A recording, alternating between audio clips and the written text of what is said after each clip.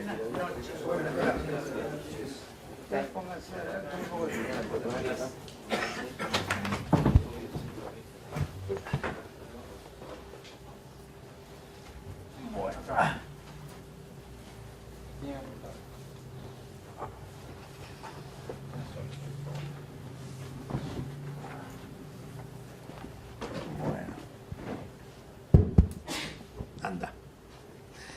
Bueno, buenas tardes a todos. Muchísimas gracias por su presencia.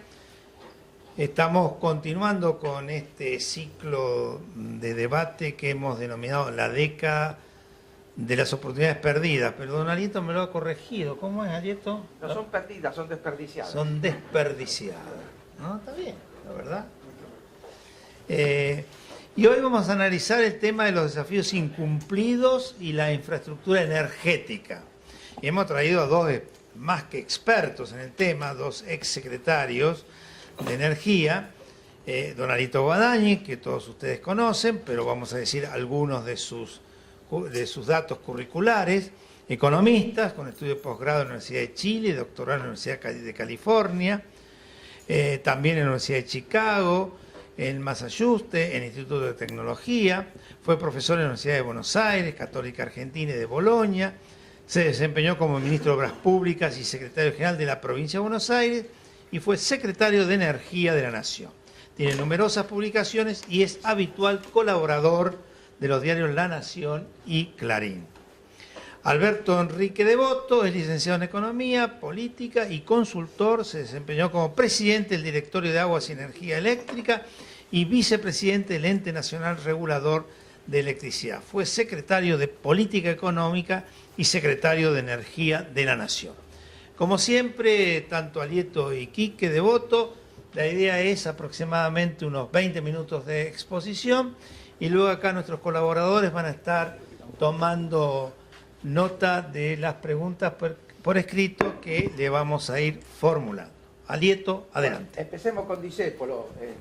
Sentir que es un soplo la vida, que 20 años no es nada. Y bueno, se fueron 20 años de energía abundante, exportada y barata, y entramos en otro siglo que esperemos que no sea de 20 años de energía cara, importada y escasa. La verdad es que hubo que cometer muchos errores para poder dar vuelta a la tortilla de esta manera. En el 2012 volvimos a tener déficit en la balanza comercial energética, cosa que no ocurría desde 1990. Y agoniza la empresa líder, o sea, YPF. Vamos a hablar después de por qué agoniza la empresa líder. Hay una luz de esperanza, la nueva frontera del gas no convencional, y bueno, ya estatizamos YPF, ¿y ahora qué? Para ubicarnos, el petróleo y el gas en el mundo es el 57% del consumo total de energía. En Brasil es el 55%, Brasil tiene mucha hidroelectricidad y tiene biocombustibles a partir de la caña de azúcar. En Argentina es 84%. O sea, la Argentina es un país fuertemente dependiente de petróleo y gas, cosa que no es en el resto del mundo ni claramente en Brasil. Pero hay algo más importante que esto, y es que la Argentina es un país que depende crucialmente del gas. El gas en el mundo, en Qatar es el 72%, en Argelia el 63% del consumo, en los Emiratos el 63%, en Irán 58%, en Rusia 50%, en la Argentina 51%. Pero en Estados Unidos es el 27% y en Brasil es el 9%. Pero ¿cuál es la diferencia? Que todos estos países que dependen crucialmente del gas, tienen gas por 100 años, 60 años, 100, 73, y la Argentina cada día que pasa tiene menos gas. Ese es el gran problema. Todo el país depende del gas y el gas se acaba. ¿Y por qué se acaba el gas? El gas se acaba porque no se busca. ¿Y por qué no se busca? Porque no se invierte. ¿Y por qué no se invierte? Y porque hay desorden administrativo, no hay buenas reglas y no hay precios remunerativos para los productores locales. Los precios remunerativos son para los que importan, ya sean vía barcos o vía Bolivia. Desde que se descubrió el petróleo en 1907 en Comodoro Rivadavia, nunca en ninguna década del siglo pasado cayó la producción de petróleo y de gas. A veces no subía, a veces estaba estancada, había que importar, no había autosuficiencia. Sí, pero nunca cayó. Es la primera vez en la historia. El ministro de Vido tiene el récord. lleva más de 120 meses de ministro y durante los 120 meses, todos los meses sin excepción, le cayó la producción de petróleo. Todavía no se enteró. Y desde el 2004, todos los meses le cayó la producción de gas, 110 meses. Es un récord, ¿no es cierto? Es el ministro de Energía que más duró en la República Argentina. Bueno, es un hecho nuevo. Acá tenemos la producción de petróleo. La producción de petróleo del 90 toca un piso en el 99 y luego cae. Hoy producimos menos de la tercera parte de lo que producíamos a fines de los 90. En gas comienza a caer desde el 2004. Estamos produciendo, acá dice 15,4, pero como sigue cayendo la producción este año, viene cayendo muy fuerte, al 7% la producción de gas, debemos estar 18% abajo que el 2004. Todo esto impacta la balanza de pagos, porque el gas que no se produce hay que importarlo. Las reservas de petróleo cayeron 20% desde el 99 hasta el 2011. Las cifras del 2012 no se publican. El Secretaría de Energía acaba de explicar que no la van a publicar hasta octubre porque la persona que la tiene que publicar está de vacaciones. No se ría, que es cierto. La República Argentina no está publicando la reserva de gas del 2012 porque el funcionario que la lleva está de vacaciones. Esa es la información que le dio la Secretaría de Energía a Daniel Montamán, que tiene una consultora que pasa la información, ¿cierto? Parece que es el único que lleva la contabilidad. Lo que pasa es que ha caído. Han caído. A YPF le cayó 7% la reserva de gas el año pasado. Bueno, acá la reserva, esto es lo más dramático. Un país que depende del gas. Se comió el 60% de la reserva de gas en lo que va. Una década. Se comió el 60% del insumo estratégico más importante. Esto es dramático. Esto es dramático. Es dramático lo que pasa y es dramático de que ni siquiera se entiende y se reconozca el hecho. ¿Qué es lo que ocurrió? Mire, esta es la década del 80. El petróleo valía 18 y se hacían 103 pozos. Esta es la década del 90. El petróleo valía 20 y se hacían 95. Este es el 2010. El petróleo valía 80 y se hacían 26. Es al revés. Subía el precio internacional y nosotros menos explorábamos. ¿Por qué menos explorábamos? Por dos cosas. Primero, por el vaciamiento YPF que originó el gobierno, y ahora voy a hablar de eso. Y segundo, por el capitalismo de amigos. Y yo voy a dar un par de ejemplos de lo que es capitalismo de amigos. Lo que no se produjo, va a haber que importarlo. Esta es una cuenta que la tomé de Montamán. El campo y el sector agropecuario industrial aportan 55.000 millones de dólares. Miren, en el 2008 el campo, la agroindustria aportaba 40.000 millones, la industria negativa, porque tiene mucho insumo importado y viene de capital, 30.000 millones, y la energía aportaba 3,5, 3.500. Ahora el campo y la agroindustria aporta 55.000, este está en rojo, 38, y este se dio vuelta. En lugar de poner 3,5, se lleva 6,5, se quita 10. El campo, para que ustedes lo internalicen, la mitad de la cosecha de soja se lo come el sector energético. La cosecha de soja vale 25.000 millones, el sector energético se come 12, 13.000 millones. Punto, eso es todo. Entonces nos pregunten por dónde sale el cepo y todos los controles. Tiene que ver con esto. Acá vienen claras. Estas son las exportaciones de energía. Y estas son las importaciones. ¿Ves? Se dan vuelta acá. Del 93 al 2010, superávit. Y ahora déficit. Bueno, esta más o menos este es el negociado del comercio del FOLO, y después si quieren alguien preguntar, lo voy a explicar. Es el único país del mundo que compraba y importaba y exportaba el mismo producto, todo para afanar con Venezuela, tan simple lo digo. Venían los barcos con fueloide podrido, con más de 1% de azufre, intermediado por PDVSA, descargaban acá en el puerto de Buenos Aires para quemar en las dos centrales que tenemos acá en Buenos Aires, Costanera y Puerto, se cruzaban a La Plata y cargaban fueloide de primera calidad para ir a Nueva York. ¿Cuánto perdimos ahí? Yo le dije al juez Ercolini, por lo menos 600 millones de dólares y nadie afanó. Porque es la diferencia entre el CIF y FOB y los costos logísticos. Nunca aclararon cómo se puede importar y exportar el mismo producto el mismo día, con los mismos barcos, para hacer el negocio con Venezuela. Se cortó cuando denunciaban. Se cortó cuando le denunciaban. El gobierno dice que tenemos crisis porque sube el consumo de nafta, el PBI, el consumo de gasoil. Tiene razón, subió. ¿Cómo vamos a negar que hubo expansión? Pero el problema es que cayó la producción, la reserva, todo. Esto es lo que nos ve el gobierno. El gobierno dice, tenemos crisis porque sube el consumo. No, tenemos crisis porque baja la producción, además de subir el consumo.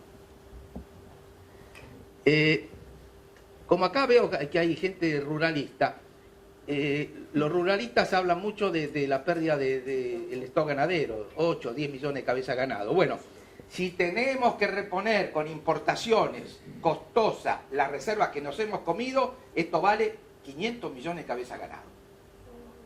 500 millones, porque son 330.000 millones de dólares. Este es el pasivo que le vamos a dejar al 2015 al nuevo gobierno. ¿Cómo viene la mano?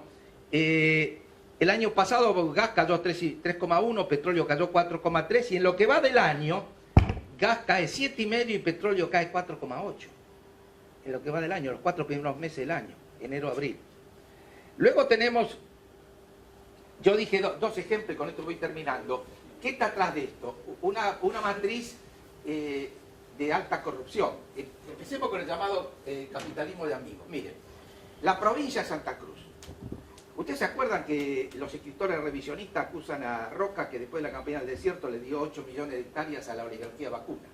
Perfecto. Bueno, acá le dieron 7.200.000 hectáreas. ¿Qué pasó? En el año 2006 la provincia de Santa Cruz licita 14 áreas petroleras.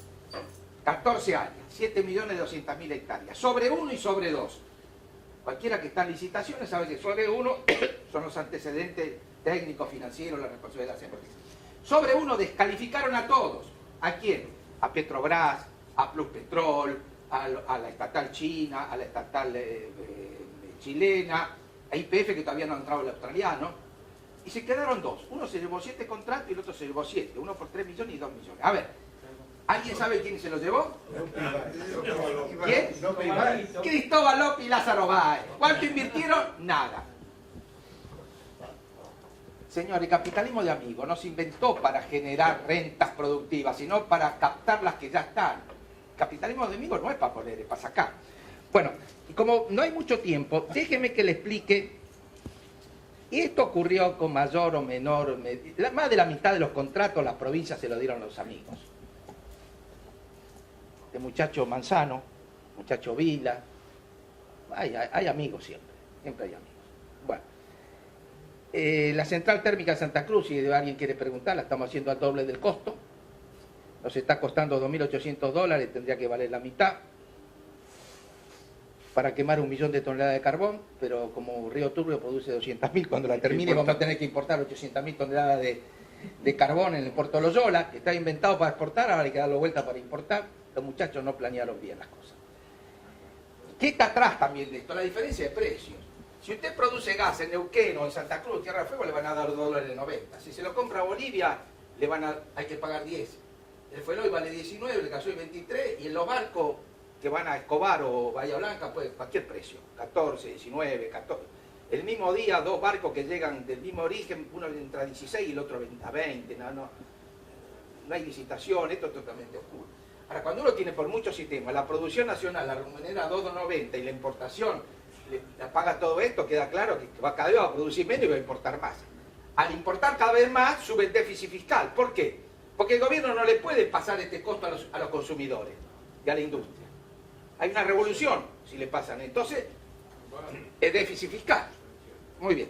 Y ahora ya para terminar, voy a explicarle lo que a mi juicio fue el acto. Antes de eso, algo interesante. Bueno, ¿el Qatar que se hace ahí se paró? Se paró por la desgracia del 11, porque el contrato de 20 años con Qatar era con Cirigliano. Cirigliano tiene oficinas en Qatar. La presidenta, cuando va en marzo del 2010, firma la carta de intención. Por un contrato por 25 años, sin licitación. Pero después Cirigliano terminó preso, o estuvo preso unos días, entonces ya no se podía hacer el contrato con él y se cayó todo. Bueno, los subsidios son en este momento $20.000 millones. Subsidio a transporte y energía. Bueno. Las importaciones siguen creciendo.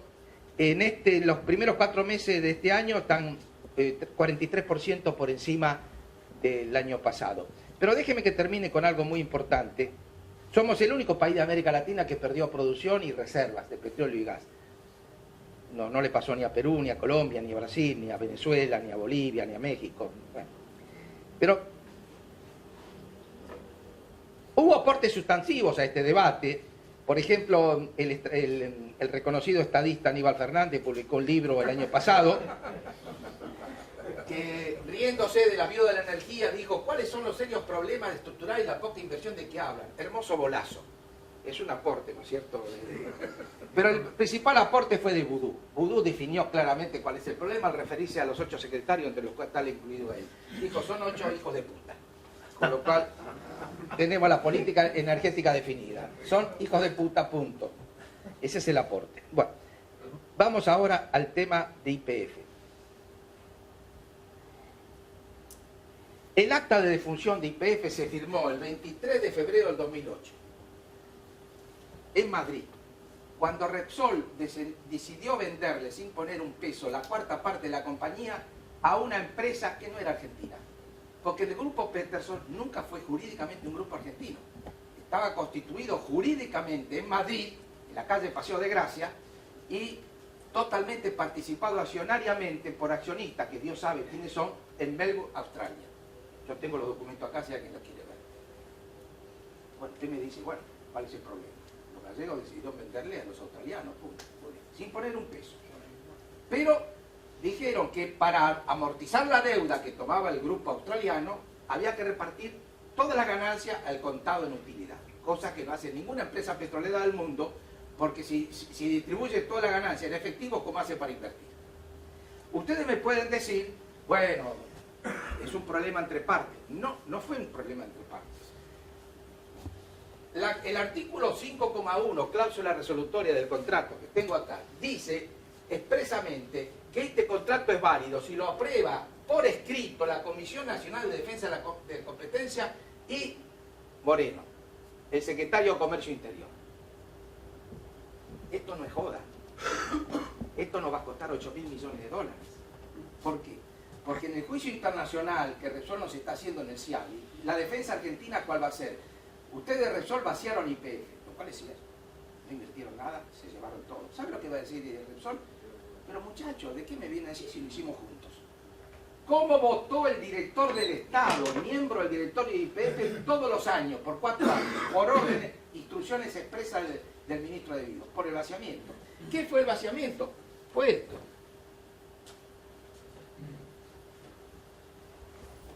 En el 2006, cuando estaban nada más que los catalanes, repartía el 53% de la ganancia.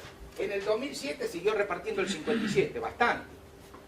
Cuando entra el grupo reparten, ganan 3.600 millones y reparten 9.200, reparten el 255%. En 2009 repartieron el 140%.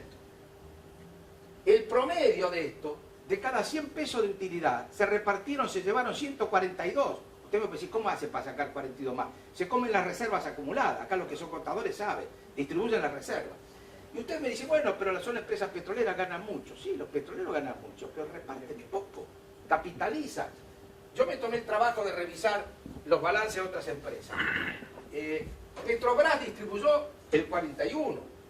El 32, el 46, Total, la francesa, reparte 38, Chevron reparte 31, Exxon el 25, la Shell 45, el promedio mundial petrolero no pasa del 30%.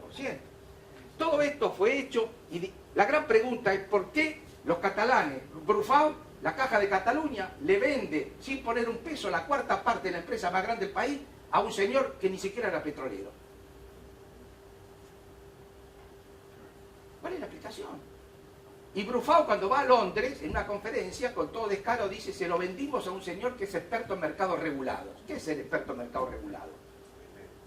¿Cómo? Está metido ahí. Entre paréntesis, el banco que financia también la operación, el Credit Suisse, es el mismo banco que manejó los fondos de la provincia de Santa Cruz en Suiza. Bueno, este es más o menos el panorama. ¿Cuál es el panorama? ¿Cuántos minutos quedan? Está bien. Bueno, en esos 4 años le dieron un golpe de gracia. Entre el 2008 y el 2011, que es la gestión australiana, la producción de petróleo YPF cae 17%, la de gas 38%, la reserva de petróleo cae en 6% y la de gas cae en 36%. Este es un golpe mortal a YPF. Es un golpe mortal. Es fácil perder reserva, es difícil recuperarla, hay que poner mucha guita para recuperarla. ¿Cómo viene la mano ahora? El año pasado, la producción de crudo le subió 2,2 a YPF, pero veamos el cuarto trimestre, porque la comparación es mejor con el cuarto. La producción de crudo YPF cayó 4,9, la de gas 2,3, la producción total le cayó 4,8. Y este año, en el primer trimestre de YPF, el balance del primer trimestre, da que gas le cayó 3% y petróleo le cayó 0,7%. Lo bueno de YPF es que le viene cayendo la producción de petróleo y gas, pero le cae menos que lo que le cae al resto de las empresas, donde ahí el colapso es muy grande. La caída del resto de las empresas es muy, muy grande. ¿Qué deberíamos hacer? Bueno, primero el país necesita, tiene un atraso tremendo en inversiones, en exploración, se necesita una nueva refinería. En el 2005 se anunció la nueva refinería, Moreno la anunció, le puso nombre, General Mosconi 2, iba a ser en Comodoro Rivadavia. Nada, no pasó nada. ¿Aliento a lo de Doc Sud fue intencional? No, lo de La Plata. ¿Lo de La Plata? No creo.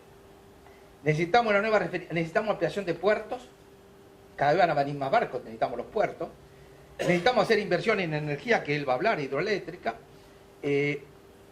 Hay que poner por lo menos 3 puntos del PBI. Acá hay que poner 15.000 millones de dólares anuales. La gran pregunta, ¿quién los va a poner? ¿El fisco? El fisco no tiene una moneda. Los consumidores, medio difícil. O sea, yo personalmente creo, y los 8 en general estamos en esta línea, de que hay que acudir a la inversión privada. El fisco no tiene espaldas para esto, los consumidores no van a pagar los precios altos que se requería para generar un flujo de caja transposible. Hay que convocar capital privado, con reglas claras, una nueva ley de petróleo, con transparencia, adjudicación competitiva, etcétera, etcétera.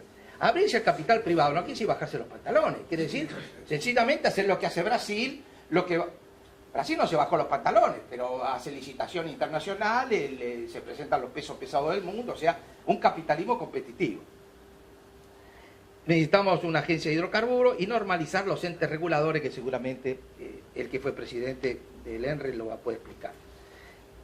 Habría cosas que hacer en el ámbito del Mercosur, y ya con esto termino. Una política energética no es solamente energética, también es una política de transporte.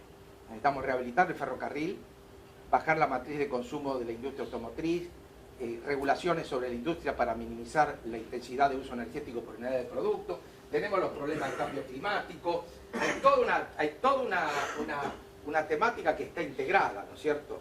Y Argentina va a tener que entrar por esta política, porque no le va a alcanzar con expandir la producción. Va a tener que racionalizar el consumo, restableciendo criterios sanos de eficiencia y conservación energética, que son bienvenidos en esta época donde el cambio climático es una amenaza cierta. Hasta aquí llegué. Muchas gracias.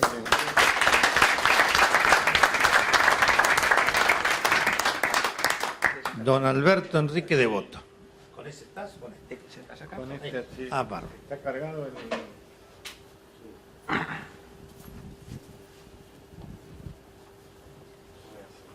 Sí, ponelo ahí. Vamos descansados.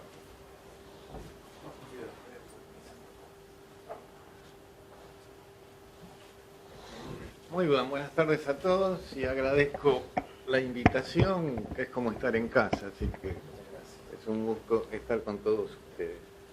Cuando estaba preparando esto, pensé en una cosa.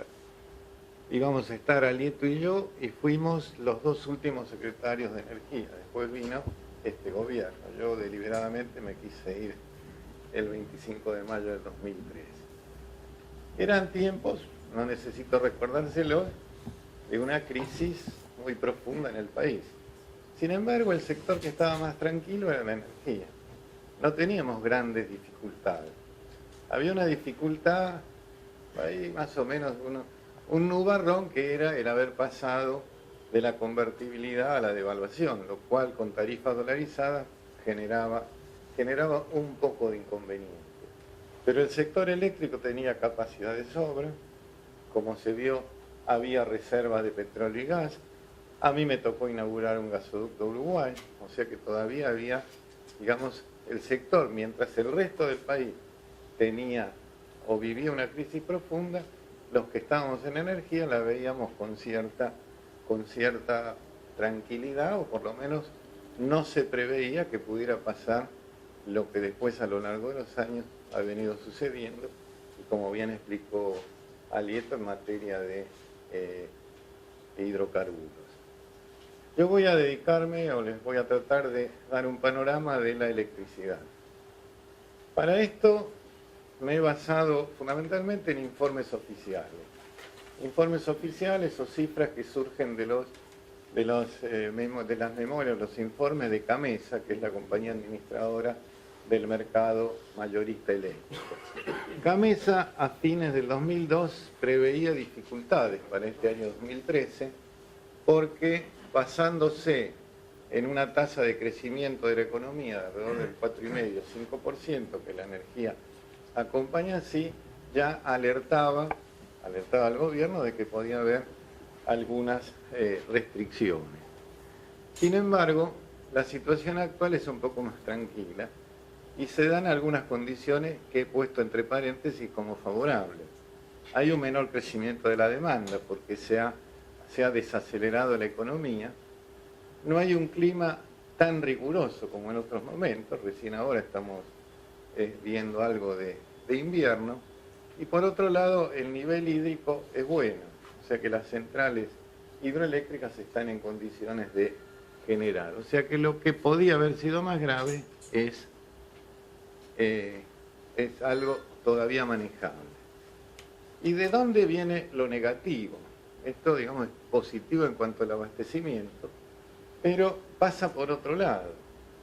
Hay se está viendo una mayor indisponibilidad del parque térmico. El parque térmico nuestro supera en porcentaje lo que era la producción hidroeléctrica. Antes era más equilibrado o incluso predominaba la hidroeléctrica, ahora es térmica con indisponibilidad. ¿Por qué indisponibilidad? Porque hay menos plata para el mantenimiento de esas unidades.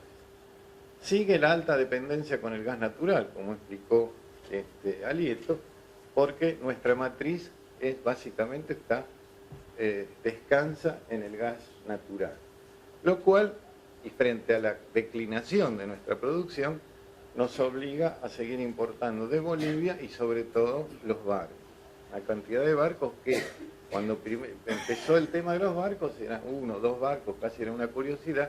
Hoy estamos arriba de 80, 83 o hasta 85 barcos metaneros que entran a Bahía Blanca y a Escobar, y todavía no tenemos una planta regasificadora, o sea, se regasifica en otro barco, y hemos tenido algunas discusiones. Creo que ahora Uruguay finalmente decidió instalar en Montevideo, que era lo que nos hubiera convenido a nosotros también, una planta regasificadora y usar ese gasoducto que les mencioné, me doy para allá, que venga para acá.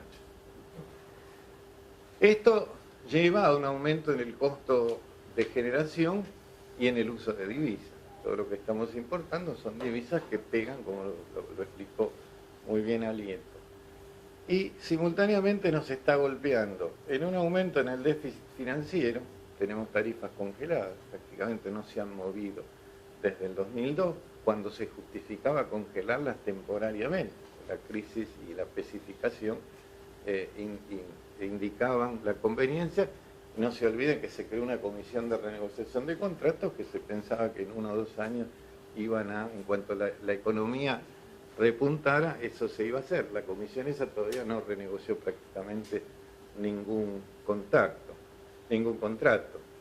Tenemos a partir de ahí un incremento sistemático y permanente de transferencias del Tesoro para mantener o para sostener este régimen de subsidio, lo cual tiene como contracara un mayor déficit fiscal. Fíjense que en 2012 se transfirieron 51.000 millones de pesos de la tesorería al sistema eléctrico. Si hoy hubiera problemas, tenemos algunas alternativas para este año, que sería importar energía de Brasil, si Brasil tuviera disponibilidad, y hasta un límite de 1.000 megawatts, que es lo que permite ingresar la conversora que está en Garaví. Pero Brasil, cuando viene esa energía de Brasil, viene a 300 o más dólares el megawatt, de manera que ahora lo cual es un precio elevadísimo. Y lo otro es lo tradicional, restringir el suministro por unas semanas, básicamente al sector industrial como se ha hecho, y esto repercute en el sistema productivo. ¿Cuál sería el horizonte a 5 años? Yo hablé de las eventualidades en la situación actual. Necesitamos que no se deteriore el parque existente, esto es invertir en mantenimiento. Que no haya atrasos ni cancelaciones en obras iniciadas y muchas anunciadas. Que aumente la disponibilidad de gas natural, esto quiere decir que se mantenga el flujo de importaciones y que además esté abierta la posibilidad de importar desde Brasil. ¿Qué ha previsto o qué es lo oficial previsto para los próximos 5 años? 4.100 megawatts de potencia instalada es lo que está previsto. De ellas, el 80% debería ser financiado por el Estado. Debería ser financiado con fondos públicos. Sabemos, lo acaba de decir él, que hay una escasez de esos fondos para llevar adelante estas obras. Y estas obras son terminar Atucha 2, extender la vida útil de Embalse, una obra muy postergada porque ya Embalse tendría que haber sido entrado en su extensión de vida hace un par de años, terminar la central térmica de Río Turbio a carbón, y después importaremos carbón, y completar o construir varias centrales, Ensenada, Brigadier López, Vuelta de Obligado, etcétera, las que han anunciado, con más ciclos combinados, y el tema que ha aparecido, que son las pequeñas plantas generadoras que ha venido instalando en Arce, sobre las cuales después le voy a hacer un comentario. En 2012, a estos proyectos se les giraron 30.000 millones de pesos, que al cambio eran aproximadamente 6.500 millones de dólares. Un tema que pocas veces se mira es la incidencia de estos sectores en la competitividad del sector, de la economía. Y me pareció bueno, o me pareció que podía ser posible comparar de alguna manera con Brasil, porque Brasil sería, digamos, dentro de la región, uno de nuestros, con el cual tendríamos esa necesidad o la competitividad. Según Camesa, el costo promedio argentino de generación el año pasado fue de $73 el megawatt hora. Y es más o menos el que tiene Brasil. Pero, ¿qué tienen nuestros costos adentro? Los subsidios, que se originan en los fondos que el Tesoro Nacional provee a Camesa, que en 2012 fueron 24.600 millones de pesos, y los fondos que el Tesoro provee en ARSA, la mayor parte destinados a cubrir costos operativos de generación e importación de combustible, sea gas, fuel, etcétera, por los tortuosos mecanismos que ha venido aplicando en ARSA y el gobierno en general, que fueron 19.200 millones de pesos el año pasado. Esto nos refleja una situación inestable, porque en algún momento, esta es la asignatura que va a tener el próximo gobierno, en algún momento va a haber que eliminar o empezar a suprimir los subsidios. Son insostenibles en términos fiscales. Figueri podrá explicarlo cómo impacta en las cuentas de Hacienda.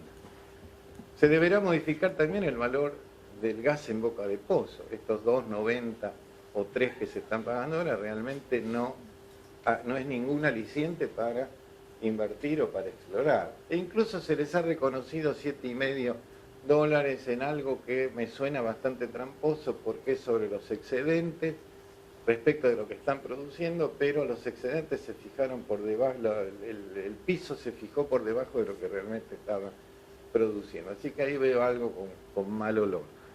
Si bien es un poco de incentivo. De manera que para mantener un costo de producción equivalente, para que sigamos parecido en realidad al de Brasil, tendríamos que renovar el equipamiento térmico para que mejore su eficiencia. O sea que estemos en 2.000 kilocalorías por kilowatt hora. Y nuestras máquinas hoy, salvo las más modernas, no llegan a eso. De manera que de los casi 19 gigawatts instalados de potencia, o 19.000 megawatts, habría que renovar 10.000 o 10 gigawatts. Y es una suma considerable. Esto es lo que nos espera para realizar en términos de inversión. El otro problema es la presencia de componentes con alto costo relativo, por programas que, sobre la base de la emergencia, pues siempre el sector para un área donde la planificación es obligatoria, se trate de la Unión Soviética o Estados Unidos, donde la planificación del sector energético es obligatoria, acá se ha trabajado todo en el corto plazo, con la emergencia y buscando soluciones puntuales, que involucran equipos de muy bajo módulo de potencia. Se han instalado máquinas de 10 megas, de 20 megas, etcétera, que usan combustibles líquidos caros, están usando en algunos casos gasoil. El uso de gasoil en el sistema eléctrico, y que me perdonen los africanos, es de países africanos atrasados, no es de un país, por lo menos de América Latina, que tienen una alta afectación ambiental, provocan grandes daños ambientales y muy baja eficiencia térmica, al revés de lo que estábamos hablando. Necesitamos 2.000 kilocalorías y acá fuimos. Y les doy un ejemplo. El famoso programa de energía distribuida, que llaman delivery, representa el 1%, un poco más del 1% de la potencia instalada. Sin embargo, es casi el 4% del costo de la generación. O sea que hay una relación de 3,5 a 1 en el uso de estos equipos que ustedes ven por ahí sueltos o puestos en determinadas áreas. La aparición, además de estos equipos, lo que hace es eliminar o postergar las líneas de transmisión, porque estos se instalan directamente en los centros de consumo, de manera que se está retrasando los sistemas las inversiones en el sistema de transmisión, que es un sistema bastante bien desarrollado. Nosotros teníamos un sistema al 2002, teníamos un sistema muy importante, sobre todo en líneas de extra alta tensión, donde estamos 4 líneas que vienen del Comahue, a lo largo de 1.400 kilómetros transportaban energía al nodo de Ezeiza, que viene a ser el centro del mercado. Y eso también incide, a la larga esos atrasos en transporte van a tener su costo. En electricidad se maneja un concepto que es muy importante, que es el costo de la energía no suministrada, ¿no? En general, todo el mundo van a escuchar que no hay nada más caro que la energía que no se recibe. Y sí, es un concepto muy importante para la toma de decisiones de inversión y para la expansión de los sistemas energéticos, porque mide el costo óptimo para la sociedad de no contar con energía eléctrica. O sea, cuánto está dispuesto la sociedad para superar restricciones. Ahora, esta política aplicada de expansión de la generación en pequeños módulos distribuidos y aún en módulos mayores, que pueden ser más eficientes pero no están usando el combustible apropiado. Acá se construyeron 2 centrales, hoy se llaman San Martín y Belgrano, previstas para ciclos combinados modernos, para funcionar con gas natural. No tienen gas natural, de manera que tienen que operar una directamente con fuel y otra opera con gas cuando hay gas. De manera que pasar de gas a combustible líquido baja la eficiencia la eficiencia calórica de la máquina, además de apresurar el desgaste de la máquina, ¿no? De manera que esto hace presuponer, desde lo teórico, que el costo de la energía no suministrada que tiene en mente el que maneja la política, tiene un enorme valor monetario, pero tiene o le presta escasa consideración a la contaminación ambiental que provoca.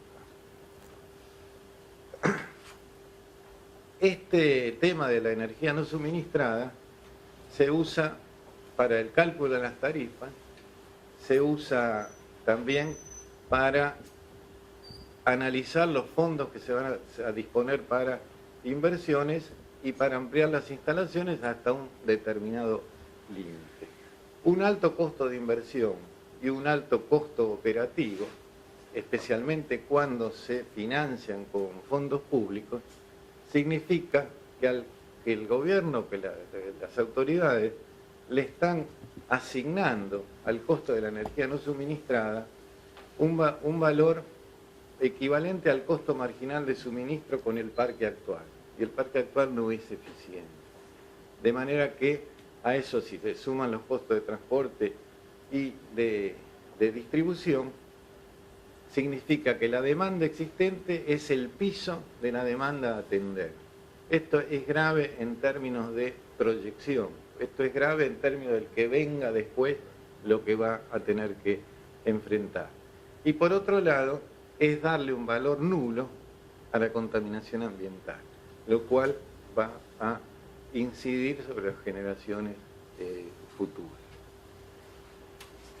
¿Qué nos deja la década ganada? Acá, en atención a lo que antes dijo Alieto, el ganada lo ven entre comillas porque es irónico. En la situación actual el sistema presenta evidentes riesgos de desabastecimiento. Hay problemas de calidad y de contaminación. Es operativamente caro y va a incidir negativamente sobre los costos de producción locales frente a los competidores regionales. En grandes números, y acá viene el problema, la ampliación anual de la capacidad de generación entre 900 y 1000 megawatts por año, que es más o menos poco más que un chocón por año, que es lo que necesitaríamos, tiene un costo transparente, ¿no? Se hace con transparencia, del orden de los 900 millones de pesos millones de dólares por año. A su vez hay que renovar el equipamiento existente, que va a tener otro costo parecido del orden de esos 10.000 a 900 dólares el megawatt, el kilowatt está también en 900 millones. Y por otro lado tenemos que renovar y ampliar los sistemas de transporte, que han quedado un poco retrasados, y todos los sistemas de distribución, que por el tema de ustedes con ver los resultados, los balances de las empresas distribuidoras, sobre todo del área del Gran Buenos Aires, tienen pérdidas gigantescas. Esa es la situación. De manera que vamos a estar en el orden del sistema eléctrico para estar más o menos bien como ahora, sin pensar en una expansión, necesitará unos casi 3.000 millones de dólares por año.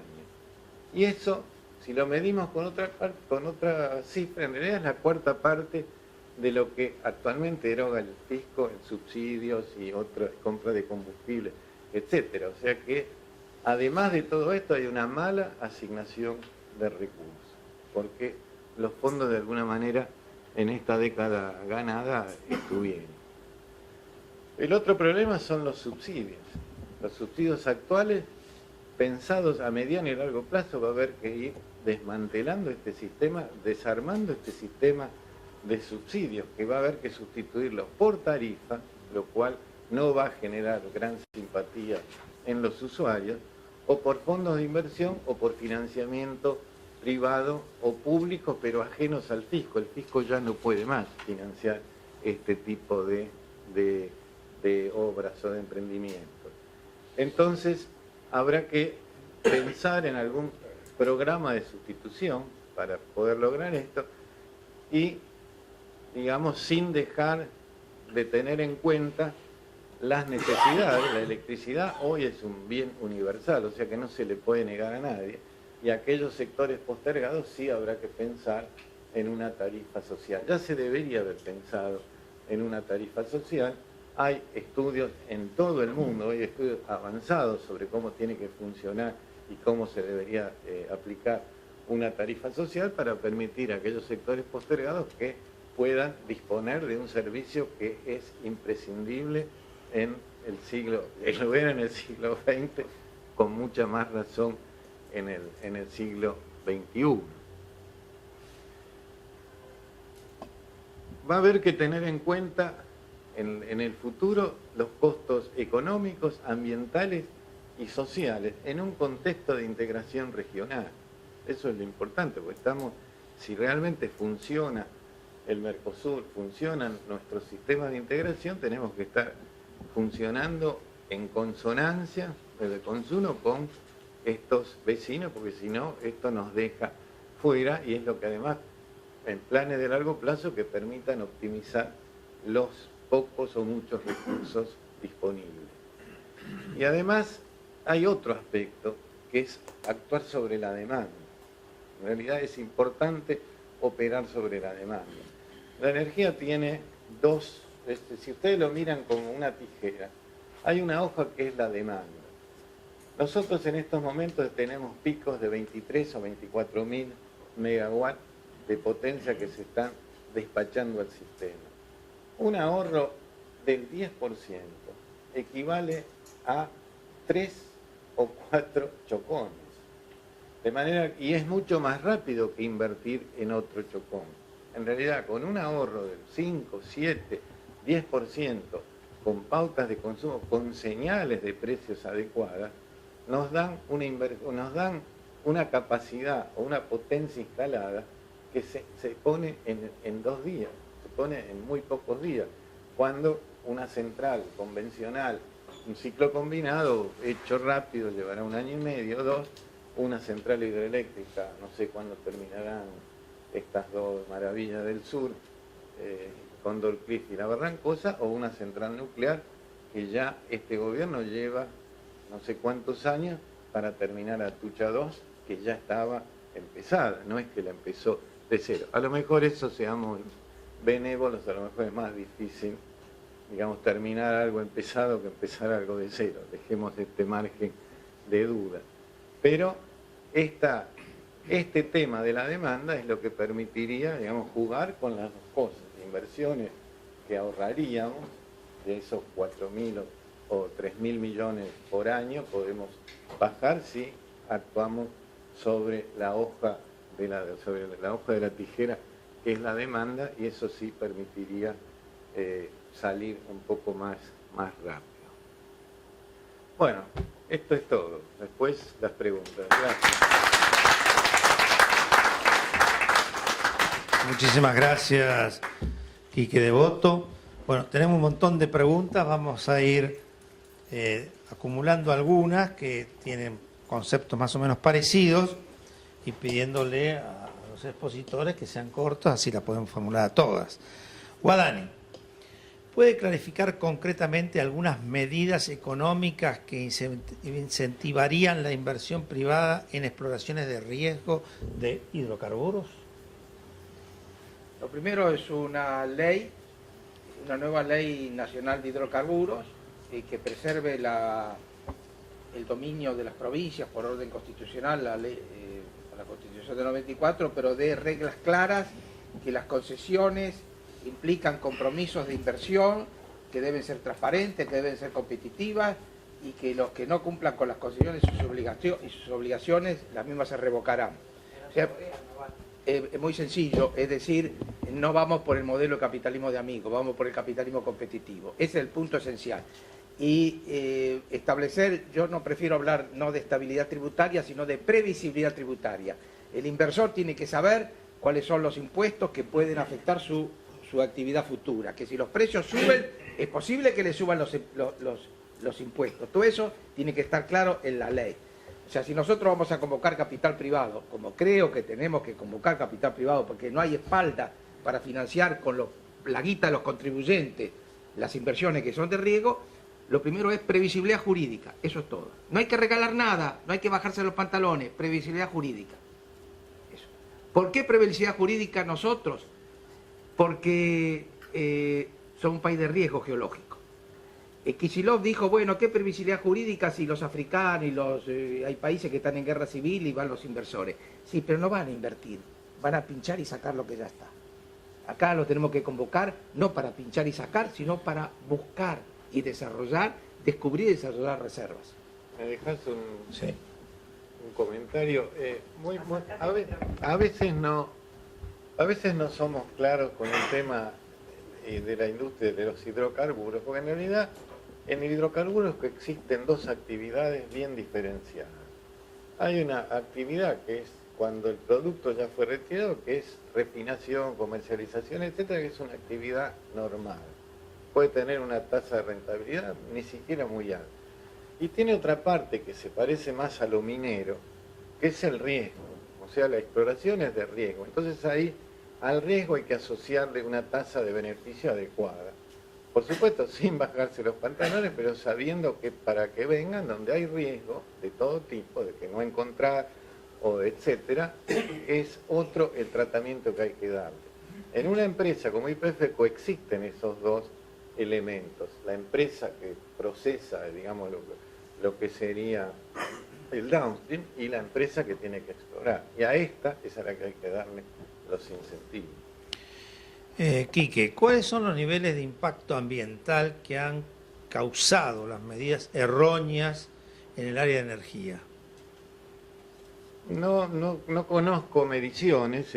En su momento, como señaló Ali, tuvo un problema en la ciudad cuando se empezó a consumir fuel con mucho azufre. Hubo protestas, además era claro que había azufre o había algo en el ambiente. Todas estas, digamos, de todos estos elementos, obviamente las renovables, las hídricas o las fotovoltaicas o las eólicas que va a haber que también que desarrollar son las de menor contaminación. No quiere decir que no tengan problemas ambientales, pero son las de menor contaminación. Las otras, si bien la nuclear asusta por su cosa, es un sistema bastante limpio ambientalmente, y las de gas natural son más limpias que las de carbono fuel, si bien todas algún tipo de efecto invernadero producen. Esto se va produciendo, cuanto más ineficiente, y ese es el problema, mayor contaminación. No tengo yo datos de contaminación, no sé si vos tenés. No se lleva, yo no conozco la Yo no contabilidad creo que se de lleve, emisiones claro. de dióxido de carbono, pero usemos el sentido común. En el 2002, 2003, la hidroeléctrica, ¿cuánto generaba? Era más del 50%. ¿Cuánto genera ahora? Sí, 30 y pico. Y el resto, entonces, la hidroeléctrica puede tener algún daño ambiental localizado, pero, Claro, no pero contamina no globalmente. contamina. Si la reemplazamos por gas y fueloil y gasoil, bueno, te sube las emisiones, ¿no? Bueno, Bueno, acá había una para Devoto vinculada con la energía nuclear que también de contestar. Para Alieto, ¿cuál es su opinión con respecto al bono de inversión a 4 años que permite el blanqueo de capitales? ¿Puede mejorar realmente el déficit energético? El déficit energético se debe a una diferencia básica entre precios y costos. El bono no resuelve la diferencia entre el precio y el costo, es una forma de financiamiento. Ahí que no lo resuelve el problema. No olviden ustedes que el programa original de los 100 días de Galucio, el primer programa, suponía inversiones, ¿cuánto era? eran 7.000, 8.000 anuales. 7.000 por año. 7.000, 8.000 millones de dólares anuales de inversión. Devoto, ¿a qué sectores no residenciales se les puede quitar los subsidios en forma inmediata, sin tener impactos en la economía en general? Creo que algo se intentó en este gobierno, ¿no? La Pero visita voluntaria, ¿qué pasó? ¿Se acuerdan? Sí, hubo una fugaz etapa de sintonía fina que enseguida se agotó y afectó a determinados usuarios residenciales. En realidad el sector industrial más bien recibe los subsidios por la vía de todo esto que explicamos de de combustibles más subsidiados o la generación subsidiada, no es que tenga alguna preferencia. Fíjense que en la denostada época de los 90, quizá el sector productivo fue el que más se benefició porque accedía directamente al mercado mayorista y podía negociar con el generador precios más bajos. Ahí era precio, no era tarifa, que lo que si se hubiera seguido usando al distribuidor de su zona. El distribuidor lo tenía que usar, pero pagándole un peaje por el uso de las instalaciones. Después de la crisis del 2001-2002, todo el sector industrial volvió a las distribuidoras por el congelamiento de tarifas. En cuanto terminaban los contratos, volvían porque era más barato. O sea que yo creo que acá el subsidio al sector industrial no tienen algo especial, pero sí los costos de generación bajos que estamos teniendo. Bajos artificialmente. Esta pregunta es muy Sí. interesante. Primero, los subsidios económicos generales a energía y transporte son 8 veces la asignación universal por hijo. 8 veces. Ahora usted me dice, bueno, los subsidios son progresivos. No, los subsidios actuales benefician a los ricos. Porque acá hay un trabajo que lo recomiendo, Jorge Gallero y Darío Rossignoli, Impacto del presupuesto sobre la equidad, CEFIDAR, septiembre de 2012. El 20% más rico se apropia del 43% de los subsidios y el 20% más pobre del 6% de los subsidios. Quiere decir que un rico recibe 7 veces más subsidios que un pobre. Y usted me dice, ¿cómo? Si somos todos iguales. No, el rico tiene más artefactos, el rico tiene más heladera, tiene más aire acondicionado. Los pobres, la energía es un bien secundario. La energía no es como la milanesa. Uno come milanesa, pero uno no come energía. Uno come televisión, calor, frío, etcétera. Hay que tener equipamiento. Entonces, este mecanismo es un mecanismo absolutamente, no es Robin Hood, es Hood Robin. Y Jorge no tiene en cuenta ahí que el pobre paga el mismo IVA que el rico. Ah, claro. Guadañi, ¿por qué no se desarrolla la energía eólica en el sudeste de la provincia de Buenos Aires y en la Patagonia? Bueno, el gobierno ha lanzado el plan Genren, etcétera, para atraer. El tema es que hay que ser realista, tiene un costo elevado de generación. O sea, la forma en que se licitaron algunas áreas, sobre todo en Chubut y en la provincia de Neuquén y en otros, los interesados tenían que fijar el precio al cual estaban dispuestos a generar y alguien les tenía que dar un contrato, pero eran precios que resultan del orden de los 100 y algo de dólares el megawatt hora, que está por encima del precio casi real de mercado, ¿no? Ese es el inconveniente. De todas maneras, hay algunas señales favorables, porque tanto en eólicos como en fotovoltaicos el costo de los equipos está descendiendo frente a la demanda mundial. Mucho más en fotovoltaico hoy que en eólico. Y además se ha podido desarrollar módulos más grandes, sobre todo en eólicos. O sea, se está llegando hoy día a máquinas de casi 2 megas, cuando antes era medio mega lo máximo. O sea que eso también. Ahora, la zona patagónica tiene áreas favorables, otras no tanto, porque la franja de viento favorable entre máximo y mínimo es muy chica. O sea, digamos, vientos muy fuertes no favorecen el uso eólico. Automáticamente el molino se para cuando pasa una cierta velocidad y se para si no alcanza. Entonces las áreas hay que estudiar. Además, el otro tema es que acá ha habido muchos estudios a una cierta altura de los vientos y estas máquinas más grandes se elevan 20 o 30 metros más y, aunque parezca mentira, la velocidad de los vientos en esa franja más alta cambia. O sea que hay que volver a hacer estudios. Pero nosotros lo estamos recomendando. Pablo, nosotros, quiere decir los 8, recomendamos que se incentive el uso de energías alternativas, y entre ellos eólica, fotovoltaica y otras. Un breve comentario de carácter financiero. La energía eólica no tiene costo de operación, es todo costo de capital. El costo de capital es la tasa de interés. Un país que tiene 13 puntos de riesgo país, ¿por qué la eólica en la Argentina es el doble que en Uruguay? Claro. Y el financiamiento es distinto. Simultáneamente se licitaron acá y allá y los precios que pidieron en Uruguay eran El costo del capital casi es la muy mitad. caro en la Argentina. Porque nadie va a conseguir capital más barato de lo que consigue el gobierno. El gobierno no consigue capital abajo del 15%, que es el rendimiento de los bonos. Bueno, la última y a ambos. ¿Cuáles serían las medidas urgentes de corto, mediano y largo plazo que tomaría si hoy fuera secretario de Energía? Cambiar el gobierno. Y no sería conveniente crear un Ministerio de Energía y Recursos Hídricos. Contesten los dos. Lo que por se puede hacer en turno. 24 horas es muy sencillo, que es cumplir la ley. Y esto no es un eufemismo. ¿Qué dice cumplir la ley? Remover al interventor en gas del Estado. En Enargas es el padrino de mi nieto, pero no importa, lo vamos a remover lo mismo. y integrar el directorio como marca la ley, con concursos competitivos, participación del Congreso, y hacer lo mismo en NR. Y después mandar una orden muy sencilla. Ninguna compra se puede hacer si no es con una licitación abierta, transparente y competitiva. Punto. Punto. Esto en 24 horas se puede hacer. ¿Y el Sí. ministerio? ¿Cómo? El Ministerio sí está muy de acuerdo. Energía y medio ambiente. Sí. Y en el respecto de, más allá de los entes, en realidad hay una cosa curiosa. Las dos leyes de marco regulatorio, tanto gas como electricidad, excepto algunos artículos que cambió la ley de emergencia y que era necesario cambiar, en realidad están vigentes. No se respeta nada.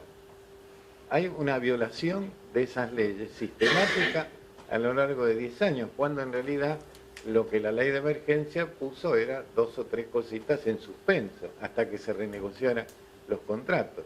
El resto no.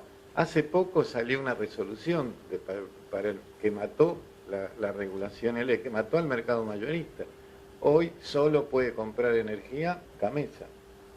Además con todos unos inventos pisilofianos del COSPLAS, que lo descubrió ahora. El COSPLAS es casi tan viejo como la economía, pero lo aplica y ya no hay un mercado. Solo las empresas de generación son unas maquiladoras que procesan o producen energía para un tercero que les fija el precio, que es el Estado. Eso terminó con la ley, por lo menos con la ley de marco regulatorio eléctrico, y otro tanto pasa con eso, más allá de digamos, de entes integrados por gente. Lo de los concursos sería menor frente a la falta de capacidad. Y la otra medida, 24 horas, derogar la resolución 125, 126 de mayo del 2000, ¿cuándo fue el primer conflicto con el campo? En el 2008. Esa misma semana salió una resolución del Secretario de Energía postergando la aplicación de la tolerancia del 0,7% contenido de azufre en el fuel oil y manteniendo la norma anterior de 1,1, volver Sí. al 0,7, para Sí. defender un poco a la gente. Entre paréntesis, paso un comentario político, pero el único que no se enteró que le están contaminando la ciudad es El hombre es candidato a diputado el nacional, único que no así se enteró que le están contaminando la ciudad es el jefe de gobierno, Macri.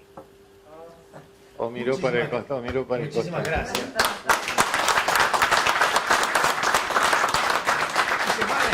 Hiciste muy bien. Yo quiero hacer 2 invitaciones. Una, la habitual.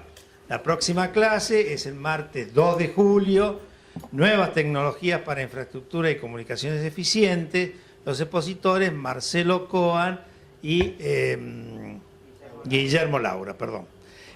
Los dos van a estar hablando sobre los temas de comunicaciones y todos los temas viales y ferroviarios vinculados con esta cuestión. Y la segunda invitación es para el jueves 27, pasado mañana, consenso republicano del amigo El Churrón, yo también participo allí, hace su cena mensual, en este caso con el expositor que es Eduardo Dualde, que va a hablar sobre Argentina con América para el mundo.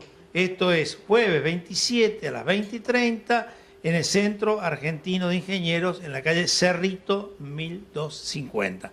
Allí la invitación, ustedes la tienen que abonar, son 250 pesos, pero es una cena, están todos invitados para escucharlo a el expresidente de la República sobre estos temas. Muchísimas gracias. Lo voy a guardar esto porque tiene muchas cosas interesantes.